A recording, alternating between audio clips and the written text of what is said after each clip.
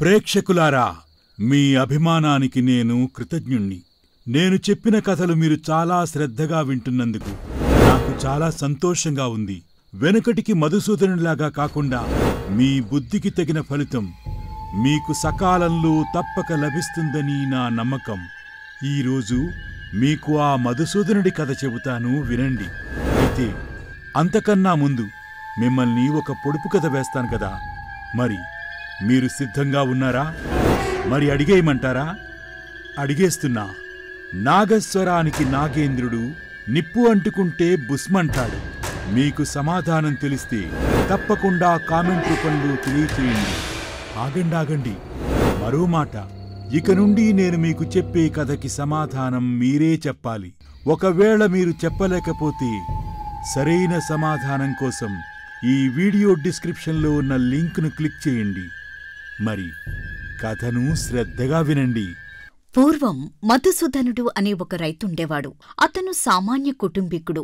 తన 2 కొడుకులతో కలిసి వ్యవసాయం చేసుకుంటూ ఉన్నంతలో సుఖంగానే బతికేవాడు. ఒకనాడు మధుసూదనుడు ఒంటరిగా తన ఇంటి వసారాలో కూర్చుని తన కులదేవత చిత్రాన్ని చూస్తూ ఉండగా అతనికొక ఆలోచన వస్తుంది. ప్రస్తుతానికి నేను ఏ లోటు లేకుండా జీవిస్తున్నాను. కాని ఎప్పటికైనా శ్రీమంతుణ్ణి కావాలి అన్న నా కోరిక తీరకుండా అలాగే ఉండిపోయింది. నా దగ్గర కనుక 2 కిలోల బంగారు నగలు ఉండి ఉంటే ఒక పెద్ద గొప్ప ధనికుళ్ల చలామణి అయ్యేవాణ్ణి. అయినా దేనికైనా అదృష్టం అనేదుండాలి. అసలు నాకు సహాయం చేసేది ఎవరు? తరతరాల నుండి పూజిస్తున్న మా ఇంటి గృహదేవతే నన్ను పట్టించుకోవటం లేదు అంటూ ఆలోచిస్తూ కూర్చుంటాడు. అయితే అప్పటివరకు ఆ మాటలు వింటున్న ఆ ఇంటి కులదేవత తనలో తాను ఇలా అనుకుంటుంది. అయ్యో, అదేమిటి భక్తా, నా గురించి నువ్వు ఇలా ఆలోచిస్తున్నావా? అయినా నేను ఎప్పటినుండో నీకు ఏదో విధంగా సహాయం చేయాలని అనుకుంటూనే ఉన్నాను. ఇక ఇంతకాలానికి నువ్వే నోరు తెరిచి అడిగావు కాబట్టి ఇప్పుడు నీ కోరిక నేను తప్పక తీరుస్తాను అని వెంటనే ఆ గృహదేవత 2 కిలోల బరువుగల బంగారు నగల మూటను అతని ముందు పాడేస్తుంది. అయితే ఆ మూటను చూసిన మధుసూదనుడు తన కళ్లను తానే నమ్మలేక ఇలా అనుకుంటాడు. ఏంటో, నేనింకా భ్రమలోనే ఉన్నట్టున్నాను. నాకు ఇక్కడ కళ్ల ముందు ఏదో మూట ఉన్నట్టుగా ఉంది. అయినా అనుకోగానే ఆ దేవత నన్ను కరుణిస్తుందా ఏమిటి? కానీ ఈ మూటను చూస్తుంటే అది నిజంగా ఇక్కడే ఉన్నట్టనిపిస్తుంది. ఒక్కసారి తడిమి చూస్తే పోలా అని అనుకుని దాన్ని తడిమి చూసి అది అక్కడ ఉన్నది నిజమే అని తెలుసుకుని ఆశ్చర్యపోతాడు మధుసూదనుడు. ఏంటి, ఇక్కడ నిజంగానే మూటుందా? నేను చూస్తున్నంతసేపు ఎవరూ కూడా ఇటువైపు రానేలేదు. మరి ఎవరూ ఈ మూట ఇక్కడ పెట్టుంటారు? ఏంటో, అంతా విచిత్రంగా ఉంది. అయినా ఇది ఒకసారి విప్పి చూస్తే సరిపోతుంది కదా అని వెంటనే మూట విప్పి అందులో తాను కోరుకున్నట్టు 2 కిలోల బంగారం ఉండటం చూసి అతనిలో ఆనందం, దాంతోపాటు ఆందోళన కూడా కలుగుతాయి. ఇదేంటిది? నేను కోరుకున్నట్టు ఇందులో 2 కిలోల బంగారం ఉంది. మా కులదేవత నన్ను కరుణించినట్టుంది. అయినా అసలు ఈ మూట ఇక్కడికెలా వచ్చింది? నేను నా మనసులో అనుకున్నాను కదా, అదే ఎలా నిజమైంది? ఇప్పుడుగాని ఈ మూటని అందరూ చూస్తే నేనేదో దొంగతనం చేశాను అనుకుంటారేమో.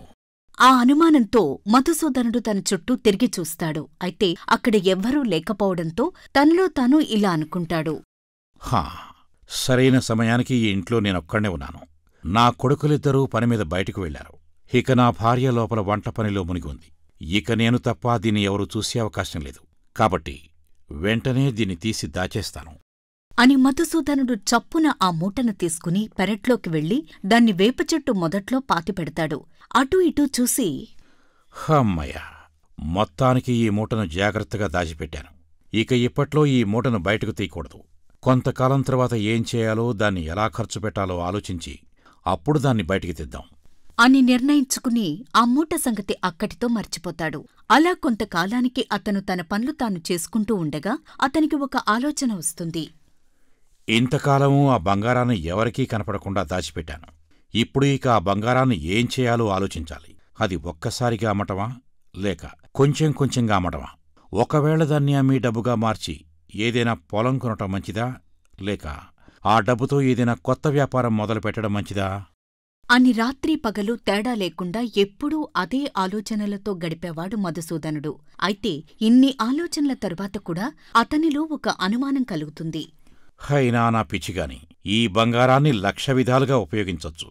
కాని ప్రతి పద్ధతిలోనూ ఏదో ఒక ప్రమాదం ఉంటుంది. ఏం చేసినా లోకులు అనేక ప్రశ్నలేస్తారు. అసలు ఇంత బంగారం నా దగ్గరికి ఎక్కడ్నుండొచ్చింది? నేను ఎలా సంపాదించాను? లేదా నేను ఎవరినైనా మోసం చేశానా అని సవాలక్షా మాట్లాడుకుంటారు ఈ ప్రజలు. అది నాకస్సలిష్టం లేదు. అందుకే ఏదైనా ఒక మంచి ఆలోచన వచ్చేవరకు ఈ బంగారం సంగతి నేను ఎవ్వరికీ చెప్పకూడదు. ఇకపై అంతా మా కులదేవత దయ అని ఆ దేవత చిత్రపటం వైపు చూస్తాడు మధుసూదనుడు. అయితే అతను కోరగానే అంత బంగారాన్ని ఇచ్చినా ఇంకా నా దయ అంటున్న అతని అమాయకత్వానికి ఆ దేవత ఇలా అనుకుంటుంది. ఏమిటో ఈ మూఢభక్తుడు, అతను అడగ్గానే అంత బంగారాన్ని అతని ముందు ఉంచినా అది వాడుకోకుండా నా మీద నమ్మకం కంటే అతనిలో ఉన్న అనుమానంతో దాన్ని భూమిలో పాతిపెట్టాడు. నమ్మకం లేనప్పుడు స్వర్గం కూడా నరకంలానే ఉంటుంది. ఇక మరోవైపు తాను ఏదో ఒక నిర్ణయానికి వచ్చేదాకా మధుసూదనుడు తన బంగారం గురించి భార్యకుగాని కొడుకులకుగాని చెప్పదలుచుకోలేదు. మధుసూదనుడు అలా కొంతసేపు తిరిగి వస్తే ఆలోచన మారుతుంది అని ఊళ్ళోకి బయలుదేరతాడు. ఇక ఆ ఊళ్ళో ఒక చెట్టుకి ఇద్దరిని కట్టేసి శిక్ష విధిస్తూ ఉంటారు. ఆ దృశ్యం చూసి మధుసూదనుడు కంగారుపడి అక్కడే ఉన్న సుబ్బయ్యను ఇలా అడుగుతాడు. ఏమైంది సుబ్బయ్య గారు? ఎందుకు వాళ్ళిద్దరిని అలా కొరడాలతో కొడుతున్నారు? వాళ్ళు ఏం తప్పు చేశారు? ఏమీ లేదు మధుసూదన. ఆ దొంగ వెధవలు ఒక ధనికుడి ఇంట బంగారం నగలు దొంగిలించారు. మన ఊళ్ళో దొంగతనానికి వేసే శిక్ష ఇదే కదా అని సుబ్బయ్య జవాబు చెప్తాడు. అయితే ఆ మాటలు విన్న మధుసూదనుడికి భూమి కంపించినట్టవుతుంది. అతనికి ఒక్కసారిగా ముచ్చెమటలు పోస్తాయి. వెంటనే అక్కడ్నుంచి బయలుదేరి తన మనసులో ఇలా అనుకుంటాడు. అయ్యో, అసలేం జరుగుతోందిక్కడ? ఒకవేళ నాకు దొరికిన ఆ నగలు దొంగ సొత్తు కాదు కదా? కొంపదీసి నేను ఏదో ఆలోచనలో ఉన్నప్పుడు ఏ దొంగైనా వచ్చి నా ముందు ఆ నగలమూట పడేసి వెళ్ళి ఉంటాడా? జరిగింది తలుచుకుంటే భయమేస్తోంది. ఇప్పుడేం చేయాలో నాకు కాళ్ళు చేతులు ఆడటం లేదు అని అనుకుంటూ కంగారుగా అక్కడ్నుండి అతను తిన్నగా తన ఇంటికి వచ్చేస్తాడు. అది మొదలు మధుసూదనుడికి ఆలోచనలతో మనస్సు కకావికలమవుతుంది. దాంతో తన మనసులో ఇలా అనుకుంటాడు. అయ్యో, ఇప్పుడు నేను దాచిపెట్టిన ఆ బంగారాన్నంతా రహస్యంగా అమ్మటం ఎలా? అది సాధ్యమైనంత త్వరగా డబ్బుగా మారిస్తే కాని నా మనస్సుకు శాంతి లభించేటట్లేదు. అలాని ఇప్పటికిప్పుడు ఆ బంగారాన్ని డబ్బుగా మార్చే అవకాశం కూడా లేదు. అసలు ఈ బంగారం నా చెంతకు వచ్చినప్పటినుంచి నాకిది ఏదో ఒక మనోవ్యాధిలా తయారైంది. అసలు నాకు నిజంగా బంగారం దొరికిందా, లేక బంగారం దొరికింది అన్నది కొంపతీసి నా భ్రమై ఉంటుందా అని అకస్మాత్తుగా ఒక వెర్రి ఆలోచన మధుసూదనుడి మనసులోకి వస్తుంది. సరే అయితే ఎవరూ చూడకుండా ఆ వేప చెట్టు మొదట్లో తవ్వి చూస్తాను. అక్కడ బంగారం ఉంది అంటే అప్పుడది నా భ్రమ కాదు అని అనుకున్నదే తడవుగా ఇంట్లో ఎవరూ లేని సమయం చూసి ఆ వేప చెట్టు కింద తవ్వుతాడు.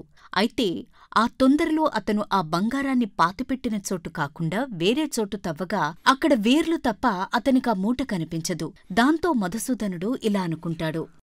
హా, ఇప్పుడు అర్థమైంది. నేననుకున్నట్టు నాకు ఆ బంగారం దొరకడం అంతా నా భ్రమే. అనవసరంగా ఇంతకాలం లేని బంగారం నా దగ్గర ఉన్నట్టుగా నేను ఊహించుకున్నాను.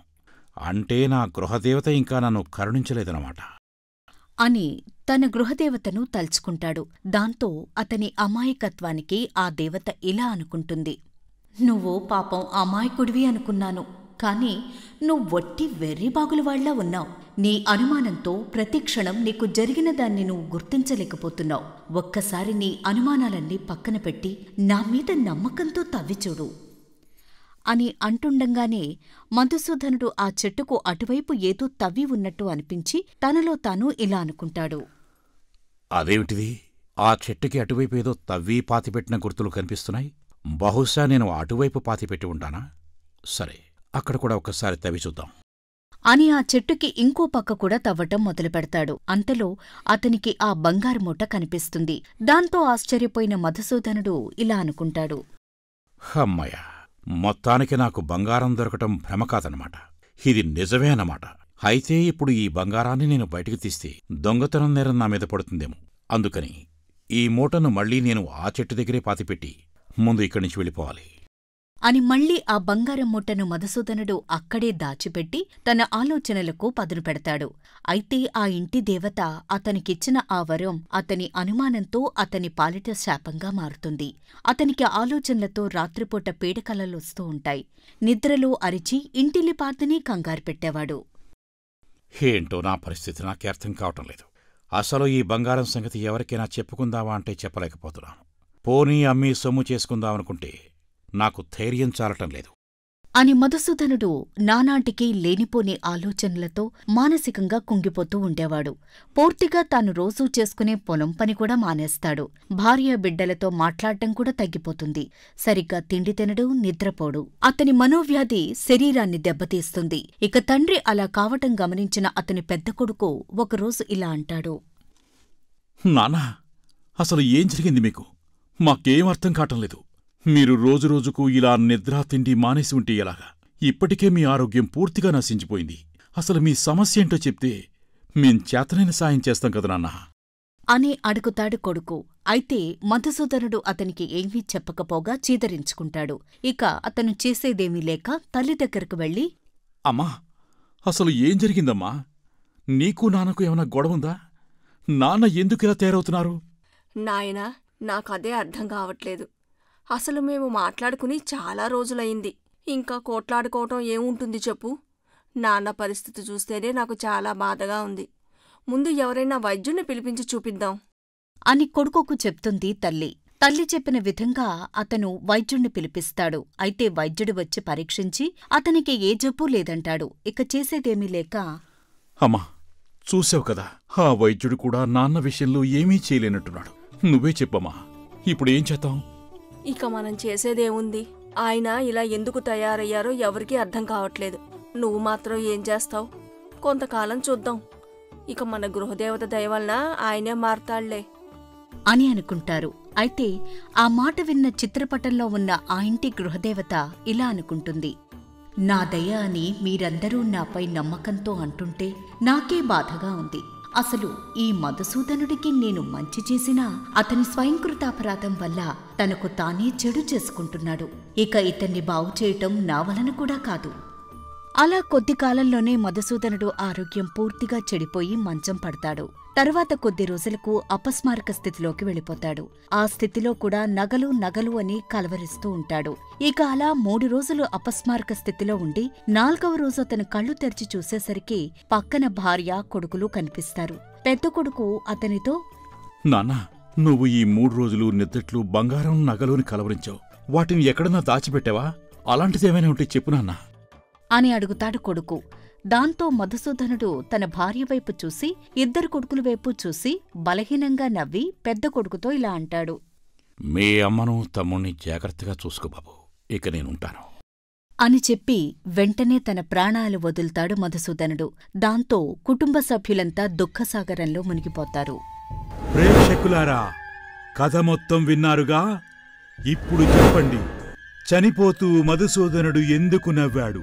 తాను అనుభవించలేకపోయిన ఆ బంగారాన్ని తన భార్యాపిల్లలు అయినా అనుభవించడానికి లేకుండా చేసి ఆ బంగారం రహస్యాన్ని తనతోనే ఎందుకు తీసుకుపోయాడు? ఈ సందేహాన్ని మీ జవాబుతో పూర్తి చేయండి. సమాధానం కావాలి అంటే డిస్క్రిప్షన్లో ఉన్న లింక్ క్లిక్ చేయండి. ఇక ఈ సూపర్ స్టోరీస్లు కథలు బాగుంటే మీరు తప్పకుండా లైక్ చేయండి, మీ స్నేహితులకు షేర్ చేయండి. అదేవిధంగా సబ్స్క్రైబ్ చేయడం మాత్రం మర్చిపోవద్దు. ఇక మళ్ళీ వచ్చే వారం కొత్త కథతో మీ ముందుంటా.